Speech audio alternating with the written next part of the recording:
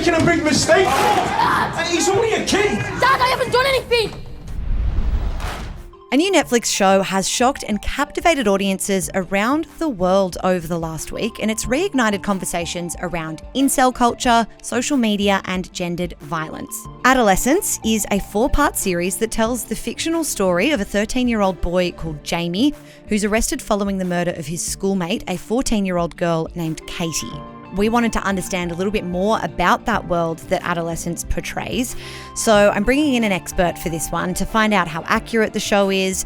We are talking to academic and social sciences expert Dr. Anthony Collins, who works on issues of violence, gender and cultural studies. And Anthony Collins joins us now. Welcome to the podcast. Hi, thanks for having me.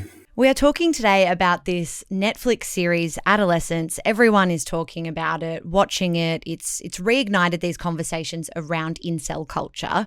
Is it an accurate reflection of incel culture and online bullying when we're talking about a 2025 context? Firstly, I'm a little bit surprised that everyone is talking about incel culture in relation to this series, because I think it's an interesting cultural moment that what jumped out at people was this idea of incel culture, which is barely referenced.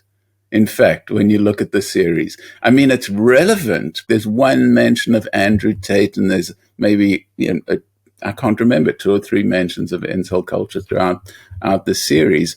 But there's something in the historical moment that when people watching that and hearing those trigger words like Andrew Tate, incel, are like, oh shit, that's what this is really about. But in fact, for instance, if you just read the script, you may not think that this is really about, because it doesn't get into the substance of it. It doesn't do a dive into the online world of incel culture, how people get into it, who's saying what there. And incel culture almost becomes this kind of black box to explain how you've got this absolute cherub-faced little kid. And the next thing is like, what? Did he kill someone? It does the work of saying that it's an explanation without actually explaining how it's an explanation. And I think that's really interesting. I think it kind of speaks to this fear that we have online, in schools, in the community, across parenting, the unsaid of that show and what we don't see and what we don't learn about incel culture, but this kind of outcome at the end of this horrifically violent crime. Yeah, I mean, that's really important context. And I think the way you identify that anxiety, it's like what's happening in the show, it's like every parent's nightmare. Like, my little boy could be a monster because of things I don't understand that are happening out there. But I wonder whether parents are more freaked out by this show than kids are. One of the most interesting things, the word incel was not coined by an incel. It was coined by a feminist to describe herself. It was like used by kind of a woman thinking critically about gender to describe her own experience, which is the experience of being kind of on the outside of the world of relationships and sexuality, and this kind of feeling of being like socially rejected, socially marginalized.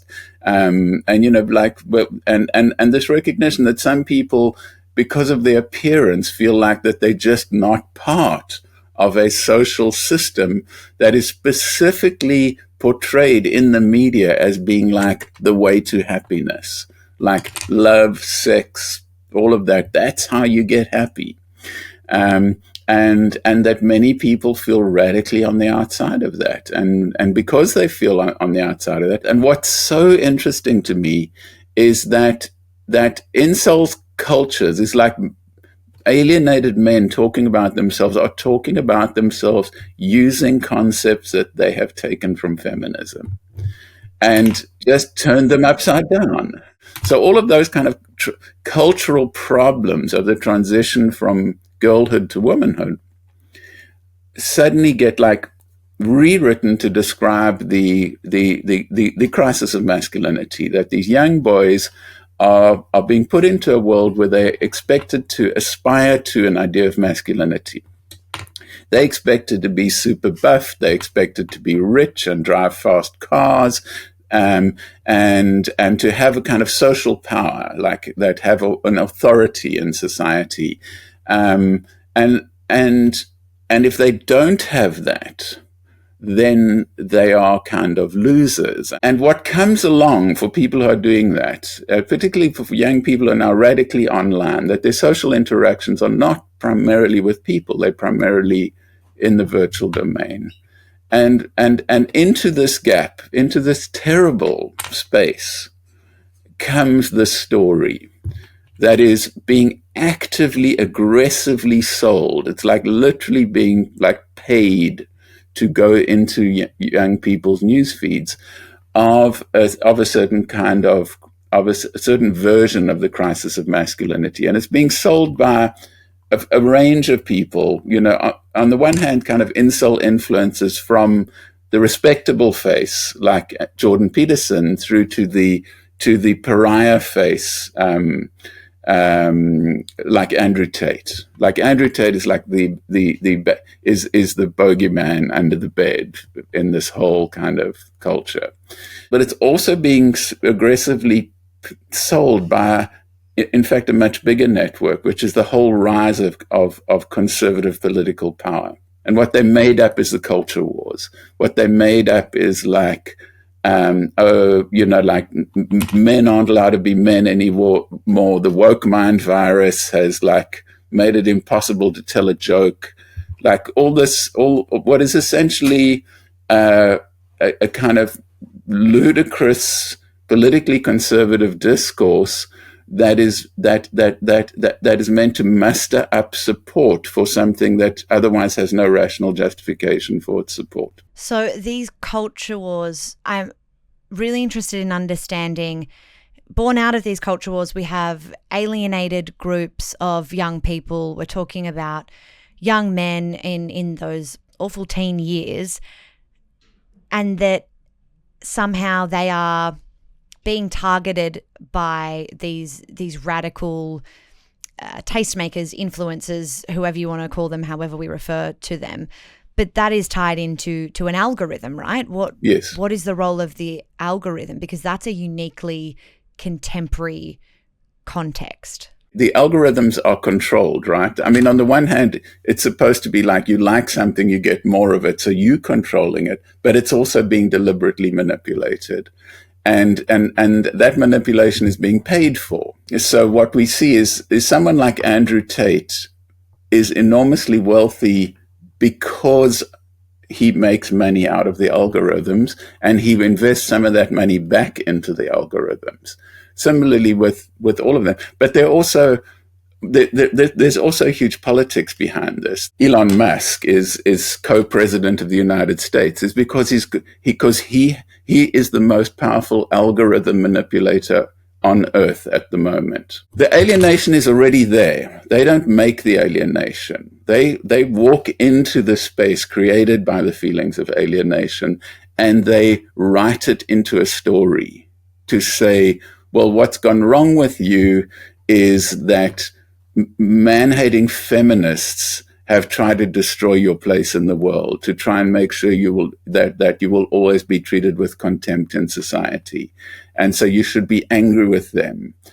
So it's a way of misrepresenting reality in order to incite anger.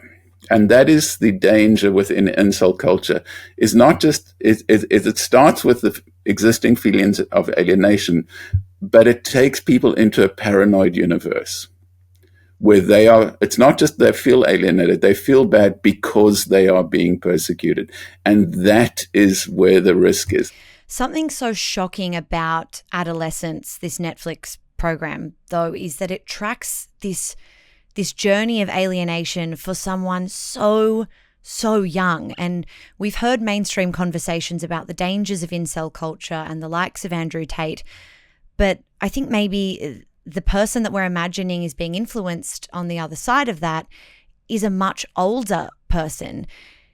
Did it strike you the age of the character at the heart of this? And is that a realistic narrative. Yes, I was struck by that, and it is absolutely unrealistic. 13-year-olds are not running around murdering people. They're statistically, they're just not. People start killing other people around 18, and they do it until they're about 27, and then they stop. It's really interesting. Men are doing the murdering, and they're doing it from young adulthood to sort of early mid adulthood, and then they chill out. The use of the 13-year-old child, and not just any 13-year-old child.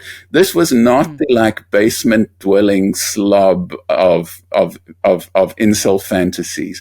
This was a beautiful cherubic little boy who, butter wouldn't melt in his mouth. And this is just creating the drama, creating the sentimentality to enhance the shock feeling.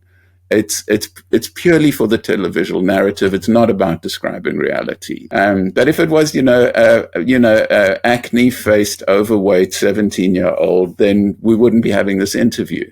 Well, I was going to ask you, do we need to be shocked? Are you worried that there's maybe these obscure dark corners of the internet, the way that we speak about them, these online conversations, that maybe they are more prevalent and more mainstream than many of us realize, and that this show might be aiming to kind of shock us into that realization? I'll differentiate. I don't think we need to be shocked. I think we need to be worried. I think we need to be very worried. And what I'm differentiating there is, if we're shocked, then we will be shocked for 48 hours, 72 hours. We will have some interviews. It will trend. And then next week, it'll be forgotten. Because that's just moral panics rising and falling in society. We need to be worried, and by which I mean we need to be thinking about this all the time, because it's much more serious than is being depicted here. It is absolutely apocalyptically, catastrophically serious. And we need to be thinking about that, because when we're shocked, we do dramatic, irrational stuff, like we ban the internet. But when we worry, then we do what people like me are supposed to do. We do research. We say, well, what's really going on? We really go and talk to a lot of kids in depth, a lot of time. We understand what's going on. And then we think it through and say, look, we need to do this. So we don't need to do it in the mode of freaking out. We need to do it in the mode of thoughtfulness. So yes, we need to be extremely concerned about incel culture. It's much worse than you think. It's much worse than it's portrayed in Adolescence. But we need to reorient ourselves towards it, so that we're not just freaking out and clutching at straws. This is a comprehensible thing. It can be understood. It can be responded to. It must be understood and responded to. In orienting ourselves towards responding, towards that action over outrage that you've described, what is the role of communication here? How important is two-way communication between adults and young people? Because I guess this show tells us that there is this relationship between teenagers and their parents that is disconnected from the realities of those young people. You know, in Adolescence, we have a suburban life, this family, this everyday typical nuclear family, this nice hardworking mum and dad who have no idea what's going on in their kid's room behind closed doors at nighttime. Is that a big problem? Hi, I'm Zara. I'm the co-founder of the Daily Aus, and we started this company because we think news can be done differently. If you agree, you can hit subscribe. It's the best way to help us grow. Now, back to the video. I'm sure it's a big problem. The question is it a new problem? Has there ever been a point in the history of Western societies where teenagers and their parents were having long, heartfelt conversations about the personal details of their lives, and teenagers were not like sighing, rolling their eyes, just being cringed out by their parents and just being like wanting to be the opposite of them, okay? But there was a common thread in, I suppose, the lived experiences of teenagers across generations, that insecurity, that young budding romance, puberty, all of the rest. But now we have this new context of this online radicalization that a generation of parents hasn't lived through. Yeah, and in the 1950s, teenagers were listening to rock and roll and their parents were freaking out. You know, this is not a new story. This like part of shaping your identity, part of getting into that stage where like, I'm not a child anymore. I'm going to experiment with being an autonomous human being. And part of that is experimenting with what I was told not to do. Now it is organized in a particular way. Okay. It is organized by the algorithms. That's the only thing that's new. The process is old. The technology is new. So now Andrew Tate, who no one should know his name, but now every young boy in the world knows who he is. That's what's new. And there is this kind of generational feel like, well, we don't know what's happening on the internet. But they've never known what's happening. They've never known what was happening when their kids were smoking weed or... But did smoking weed and listening to rock and roll make outcomes worse for women? Did listening to rock and roll increase gender-based violence, the likes of, I suppose there are more sinister outcomes maybe exactly when we're talking about this context? Yes, incel culture increases violence against women. That's a thing that it does. What's different now is that the idea of it being a gender war is now explicitly articulated. It's like, you are being undermined by women. You must take your revenge on them. That is a new and appalling idea that needs to be looked at. But it's also part of a broader set of ideas. And so if you watch what's happening in US politics at the moment, like a whole lot of things are being promoted, like a whole lot of forms of bullying and hatred are being promoted. Like there's a whole new normalization of racism and racist violence. There's a whole new normalization of xenophobia. These are multiple forms of hatred and legitimation of violence that are going on. Violence against women is one of them. And it's all part of a weird nostalgia for a time when men ran the world. And this terrible anxiety that they have that era may be starting to be over and they can't cope. So hidden in this is also a story of things getting much better. And people being able to say, they can actually talk about gender now. They can actually say, well, we can talk about how masculinity is being constructed. That language didn't exist 2 generations ago. And those acts of violence were being completely and utterly covered up and hidden. So that people who experienced that stuff were like ashamed. It was not in the media. Now it is. That's actually really good. Massive acts of physical violence against women were always there. They've always been there. It is doing a work of legitimating a way of thinking. That is what's dangerous. It's doing a work of saying, well, you should treat women like this. You should treat women with contempt. You should, if you don't feel like you're dominating women, then you are failing as a man. That's new.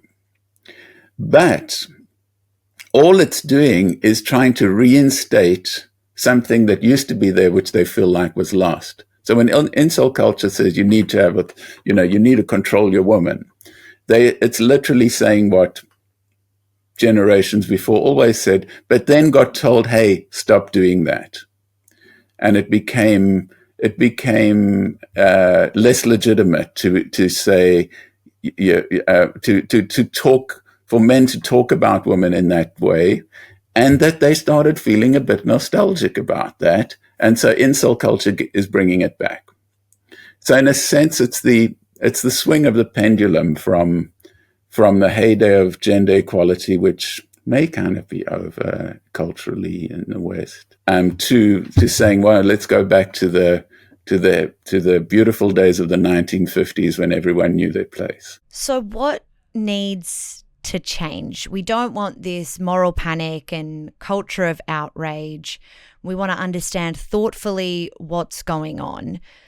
But how do we reduce the influence or the appeal of incel culture for young men? How do we create safer spaces online, recognizing that young people are going to be online, they are going to find social media, they are going to find these communities, and their parents won't know about them? Yeah, that's the hard work. That's the hard job. That's the job for which there's no little platitude like 5-point plan. If we do this, it'll all be fine. 16-year-olds off the internet, talk to your kids. Yes, that's all true, but it's a bit trite. What we've got to do is yes, we've got to give kids ways of knowing what they're feeling. And that's one of the things that's been getting really better and better compared to my generation. That kids have got to be able to express things, communicate things, but also they have to be able to think critically. And one of the interesting things is so that when like Andrew Tate starts telling them something, they've got to be like, what's that really about? What's it going to do? If I follow that, if I join this, if I follow this thing, if I join this cult, if I follow these influences, what's it going to do to me, for me, to my relationships with other people? To be able to think about that, to be literate, to be critically literate of their world, their media, their social interactions. And what's so interesting, if you look at the United States at the moment, they're deliberately shutting that down. They're literally banning teachers from teaching about how to understand your world. You're literally not allowed to talk about these things. And that's deliberate. They're deliberately removing the conditions for people to understand what's happening to them. And the big thing is to support people, not only young boys, to support people in moments of vulnerability. And this whole problem starts at a particular point. The idea that when adolescent boys feel vulnerable, the aspirational idea of masculinity that is forced on them, like literally brutally, often with physical force, is that they may not show that vulnerability, that if they show that vulnerability, they become contemptible. If that could be dismantled, incel culture would simply evaporate. They would have no reason to exist. How to do that? Complicated, tricky, long, above all, a long ongoing process. But the terrible thing we've done by associating aspirational masculinity with the absence of vulnerability is an apocalyptic catastrophe.